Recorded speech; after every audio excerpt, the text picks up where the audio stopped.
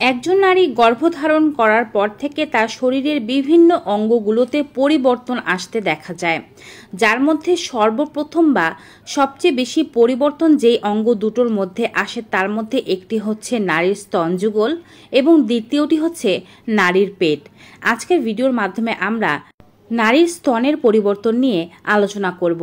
গর্ভাবস্থায় নারীর স্তনে কোন ধরনের পরিবর্তন আসা স্বাভাবিক, কোন ধরনের পরিবর্তনগুলো দেখলে অবশ্যই দ্রুত ডক্টরের কাছে যেতে হবে, স্তনের পরিবর্তন দেখে কিভাবে বুঝতে পারবেন আপনার পেটের বাচ্চা ভেতরে ভালো আছে, সুস্থ আছে, আর কিভাবে বুঝতে পারবেন পেটের বাচ্চা ভেতরে ভালো নেই।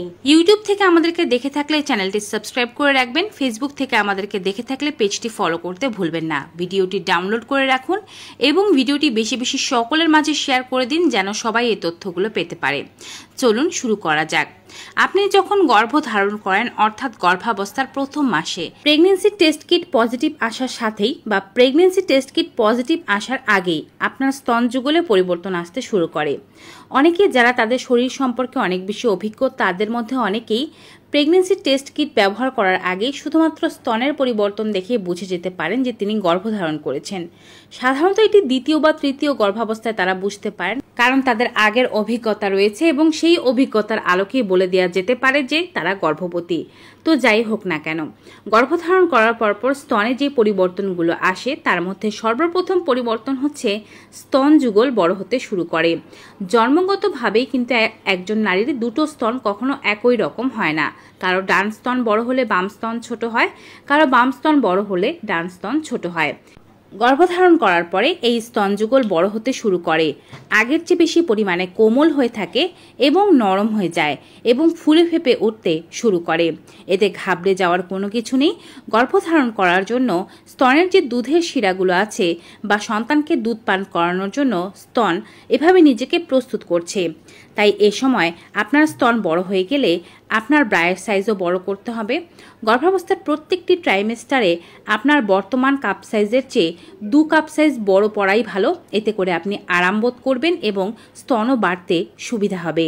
তবে স্তন যেন বাড়তে না পারে তার জন্য চাপা ব্রা বা কাপড় দিয়ে বেঁধে রাখার দরকার নেই। এটি একটি স্বাভাবিক গ্রোথ। আপনার বাচ্চা হওয়ার পরে বাচ্চা দুগ্ধ পান করবে, তারপরে স্তনদ্বয় কিন্তু আগের মতো ছোট হয়ে যাবে। তবে এটি সত্য কথা যে গর্ভধারণ করার পরে বাচ্চাকে স্তন পান করানোর পরে স্তনের চেহারায় যে পরিবর্তন আসে তার পুরোটা কিন্তু আর কখনোই আগের মতো হয় না। সুস্থ গর্ভবতী নারীর স্তন বড় হওয়ার পাশাপাশি তার এরিওলাগুলো আরও কালো হয়ে যায়। এরিওলা হচ্ছে নিপলের সেই অংশটি যেই জায়গাটিকে সাক করে বাচ্চা দুধ পান করে। সেই জায়গাটি অনেকেরই গোলাপি থাকে বা হালকা ব্রাউন হতে পারে, কিন্তু যখন আপনি গর্ভধারণ করবেন এই জায়গাটি কুচকুচে কালো হয়ে যেতে থাকবে এবং চারিদিকে ছড়িয়ে আরেকটু বড় মনে হবে। এতেও ঘাবড়ে যাওয়ার কোনো কিছু নেই। পুরো গর্ভাবস্থা জুড়ে এই প্রসেসটি চলতে থাকবে। এরিওলা আরও বেশি কালো হবে এবং এতে করে আপনি বুঝতে পারবেন যে আপনার বাচ্চা ঠিকভাবে বড় হচ্ছে। হরমোনাল পরিবর্তনগুলো আপনার মাঝে ঠিকভাবে হচ্ছে দেখেই এরিওলা কালো হচ্ছে ও বড় হচ্ছে। এরপরের পরিবর্তন হচ্ছে এরিওলার মধ্যে ছোট ছোট লাম্পস বা দানার মতো দেখতে পাওয়া যাওয়া। এই লাম্পসগুলোর ভেতরে তেল থাকে, এগুলো তেল গ্রন্থি।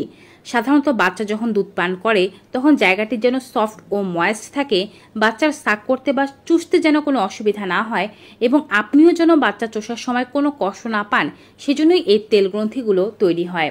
এই তেল গ্রন্থিগুলোর মধ্যে থেকে অল্প অল্প করে তেল আসতে থাকে। কখনোই এই তেল গ্রন্থিগুলো চাপাচাপি করা বা টেপা যাবে না। এগুলো স্বাভাবিক। আপনার বাচ্চা যখন বড় হবে দুগ্ধ পান করা ছেড়ে দেবে, স্বাভাবিকভাবে এগুলো থাকবে না, একেবারেই কমে যাবে। কিন্তু এই তেল গ্রন্থিগুলো থাকাই কিন্তু সুস্থ গর্ভাবস্থার লক্ষণ। তবে এই তেল গ্রন্থি কারো কম বা কারো বেশি থাকতে পারে, তা নিয়ে ঘাবড়ে যাওয়ার কিছু নেই। অনেকেরই এ সময় স্তনে প্রচুর ব্যথা করে, সাথে নিপুলগুলো অনেক বেশি ব্যথা করে। সাধারণত গর্ভধারণ করার পরপরই এই ব্যথার তীব্রতা অনেক বেশি হয়। অনেকে এই ব্যথা থেকেই বুঝে যান যে তারা গর্ভবতী হয়েছেন। নিপুল ফুলে যাওয়া, শক্ত হয়ে থাকা এবং পাশাপাশি নিপুলে অনেক ব্যথা থাকা, স্তনে ব্যথা থাকা, এগুলো স্বাভাবিক। হরমোনাল পরিবর্তনের কারণে এই ধরনের ব্যথা হচ্ছে। গর্ভাবস্থার সময়কাল আগাতে থাকলে এই ব্যথা অনেকটা সাময়িক হয়ে যাবে এবং আস্তে আস্তে কমে যেতে থাকবে। এরপরের পরিবর্তন হচ্ছে স্তনের চামড়া ফেটে যাওয়া বা চুলকানি হওয়া। স্তন যেহেতু খুবই দ্রুত বড় হচ্ছে, স্বাভাবিকভাবে কিন্তু স্তন এতটা দ্রুত বড় হয় না। আপনি যেহেতু গর্ভধারণ করেছেন এখন স্তনের বড় হতে হবে, অতিরিক্ত তাড়াতাড়ি বড় হওয়ার কারণে স্তনের চামড়ায় ফাটল ধরে, যার ফলে স্তনে ফাটা দাগ দেখতে পাওয়া যেতে পারে। এছাড়াও চুলকানি হতে পারে, হালকা হালকা চুলকাতে পারে। অতিরিক্ত চুলকানি বা র্যাশ অ্যালার্জি হওয়া অবশ্যই খারাপ বিষয়, সেক্ষেত্রে ডক্টরকে ব্যাপারটি জানাতে হবে। হালকা চুলকানির ক্ষেত্রে বা ফাটা দাগের ক্ষেত্রে নখ দিয়ে কোনোভাবেই চুলকানো যাবে না। এক্ষেত্রে আপনারা নিয়মিত দুবেলা করে স্নানের পর একবার এবং রাতে ঘুমাতে যাওয়ার আগে একবার ভালো মানের কোনো ময়শ্চারাইজার, এছাড়া আমন্ড অয়েল অথবা অলিভ অয়েল, কোনো কিছুই না পেলে শুধুমাত্র নারকেল তেল স্তনের ওপরে হালকা করে ঘুরিয়ে ঘুরিয়ে মাসাজ করবেন। এতে করে চুলকানির সমস্যা থাকবে না, ফাটা দাগ হবে না। সরাসরি স্তনের উপরে কখনো খুব গরম জল ব্যবহার করবেন না, এটি ভালো নয়। এরপরের পরিবর্তন হচ্ছে স্তনের ওপরে নীলচে শিরা দেখতে পাওয়া। এই শিরাকে ভেরিকোস ভেনা কাভা বলা হয়ে থাকে। যদি এই শিরা দেখা যায় তার মানে হচ্ছে আপনার শরীরে যেহেতু এখন আগের চেয়ে 40 থেকে 50% বেশি পরিমাণে রক্ত প্রবাহিত হচ্ছে, যার কারণে এই শিরাগুলো বেশি পরিমাণে দৃশ্যমান হয়ে গিয়েছে। গর্ভাবস্থার পরে বাচ্চা হয়ে যাওয়ার পরে এটিও কমে যাবে। গর্ভাবস্থার সবচেয়ে কমন লক্ষণ এবং সবচেয়ে ভালো লক্ষণ হচ্ছে স্তন দিয়ে দুধ আসতে শুরু করা। এটি সাদা পাতলা দুধের মতো হতে পারে কিংবা হালকা হলুদ বর্ণেরও হতে পারে। অনেকে এটিকে রস পড়া বলে থাকেন। এটি হওয়া ভালো, এতে করে বাচ্চা পরবর্তীতে ভালো দুধ পাবে। এই রসগুলোকে কোলোস্ট্রামও বলা হয়ে থাকে।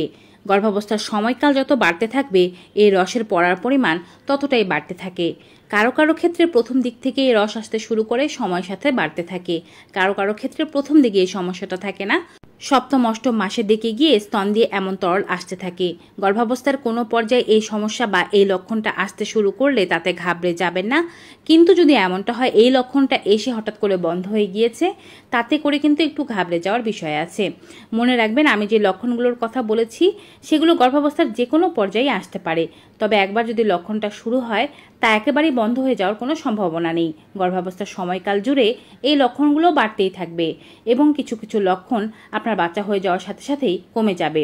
আবার কিছু কিছু লক্ষণ বাচ্চা দুগ্ধ পান করার পরে সময়ের সাথে সাথে কমতে থাকবে।